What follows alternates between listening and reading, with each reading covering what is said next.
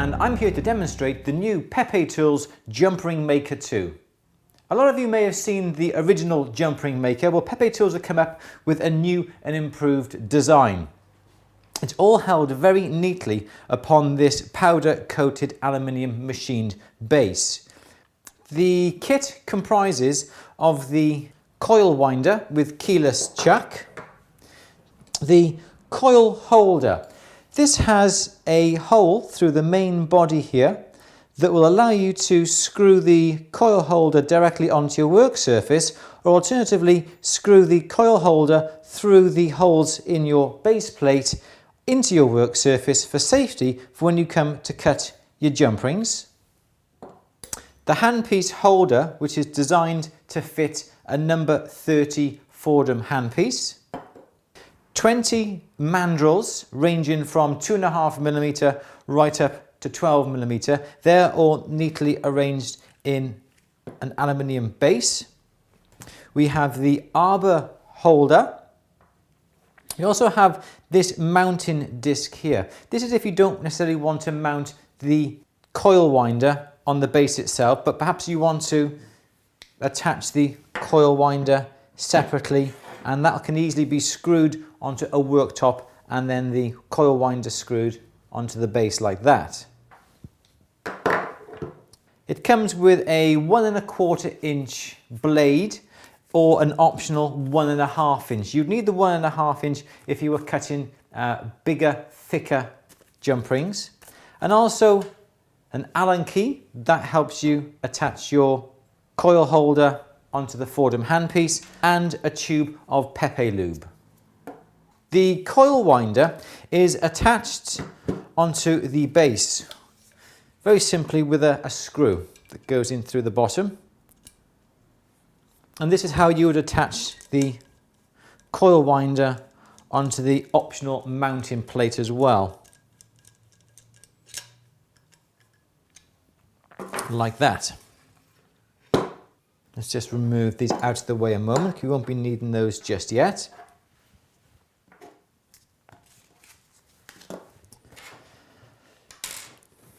So firstly, we have to decide on what size jump rings we're going to be making, and we need to know what size internal diameter these jump rings need to be, and we will locate a mandrel of that size. So let's have a look at a 5mm. We'll insert that into our coil winder, and all the mandrels have little holes running at 90 degrees running through the mandrels, all except the first four, 2.5, 3 and 3.5mm. They're just a little bit too small, and in fact the 4mm as well, they're just a little bit too small to have the holes through. And the reason why there's a hole there is that when we come to wind our wire, it just helps to locate the wire nicely so it doesn't slip upon the mandrel. So we locate the wire in the hole and just gently turn the handle. Now it is important to make sure that you do get the wire nice and tight, a nice tight coil as it goes up the mandrel. And we can just continue winding the coil all the way along nice and tight until we have got a length that we require. Then we can simply remove the mandrel and just snip off that little section that went through the little hole. That enables us now just to slide the coil off the mandrel. Just like that. We unscrew the knurled nuts off the top of the coil holder. Now be careful when you do this, because there are two springs on either side of the posts here. It's important to keep them in place. So we have our coil. If there's a little bit of wire sticking out, we'll just snip that off, and that makes it line to the coil holder properly. Now here's the end stop here. You need to make sure that the coil is against that end stop. Don't have the coil more than, I think that's roughly around about 3 inches long. There's a little guide here. Then you use your Pepe lube and you just run the lubrication on the top of the coil where it is going to be cut.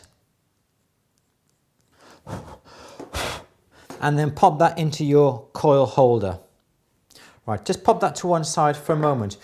We attach the saw blade onto our arbor with the name that's on the saw blade.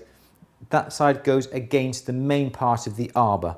Get our number 30 Fordham handpiece and insert the arbor into that. Let's just open that up a moment. And tighten that up nicely. And we get our handpiece holder now. And we slide the handpiece into our handpiece holder. And if you look very carefully, they have already got marked the guideline on the holder. And that is where the blade runs in line with. And also you can use the lid of the coil holder to put down on the top as well to make sure that blade runs centrally down the gap. Once that is lovely and central, just get your Allen key and just tighten up those nuts on the handpiece, which then will secure the handpiece within the handpiece holder. Right, let's put that coil cover back on top of our coil holder.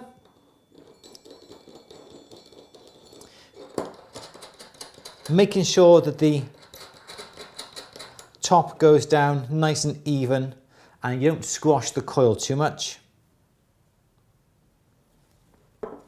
And then we fit our handpiece holder and the handpiece onto our Fordham shaft.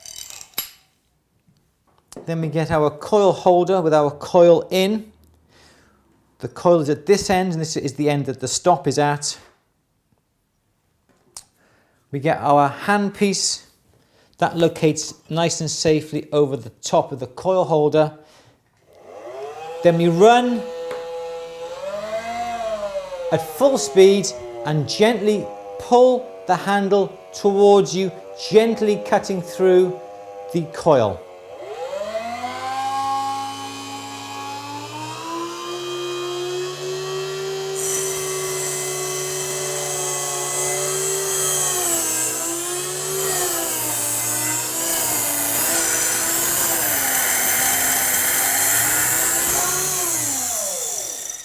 Always wait for the motor to stop before removing the handpiece. Then when we undo the knurled nuts,